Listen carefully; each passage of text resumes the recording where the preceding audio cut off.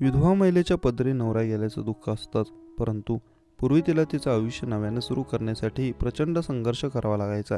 दुसऱ्या लग्नाचा तिने विचार करणं तर घोर पाप मानलं जायचं, परंतु आता मात्र विधवा विवाहाला समाजाकडून बऱ्यापैकी पाठिंबा मिळतो। शिवाय महिलाही सक्षमपणे आपल्या नव्या आयुष्याला सुरुवात करतात। सोलापूरच्या एका तरुणानं तर समाजापुढे आदर्श निर्माण केलाय। दादा गेल्यानंतर त्यानं आपल्या विधवा वहिनीशी लग्न केलं आणि तिच्या मुलाला म्हणजेच आपल्या पुतण्याला आयुष्यभर बापाचं प्रेम देणार अशी शपथ घेतली। त्याच्या या निर्णयाचं जिल्ह्याभरात कौतुक होते। सोलापूरच्या निलमनगर भागात ही घटना घडली। मिळालेल्या माहितीनुसार विजय कुमार याचं लग्न झालं होतं। एके दिवशी तो मित्रांसोबत बाहेर गेला।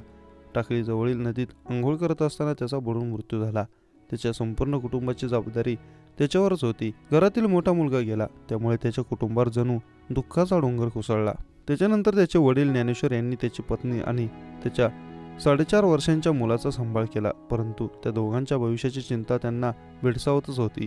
त्यांनी आपल्या मनाची घालमेल मित्र श्रीशैल नवले यांच्याकडे व्यक्त केली। नवले यांनी त्यांना तुमच्या सोन्याचं लग्न तुमच्या धाकट्या मुलाशी लावून द्या असा सल्ला दिला। पुढे समाज काय म्हणेल हा प्रश्न होताच। लोक असतील म्हणून ज्ञानेश्वर याबाबत पाऊल पुढे टाकायला घाबरत होते, मात्र कुटुंबातील इतरांनी त्यांना समजावलं।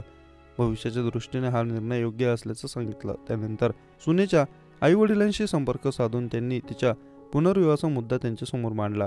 त्यांच्याकडून होकार मिळाल्यानंतर मुहूर्त पाहून 30 जून रोजी धूमधडाक्यात दोघांचा विवाह सोहळा पार पडला।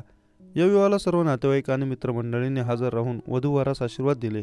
ज्ञानेश्वर यांचा धाकटा मुलगा नागेश यानं आपली सगळी स्वप्न बाजूला सारून वहिनी आणि पुतण्याला नवं आयुष्य दिल्यामुळे सर्वांनी त्यांचं कौतुक केलं आहे। हे अनोखं लग्न लोक पाहतच बसले। एवढ्या मोठ्या मानाची माणसं आजही जगात आहेत हे पाहून ते भारावले आहेत।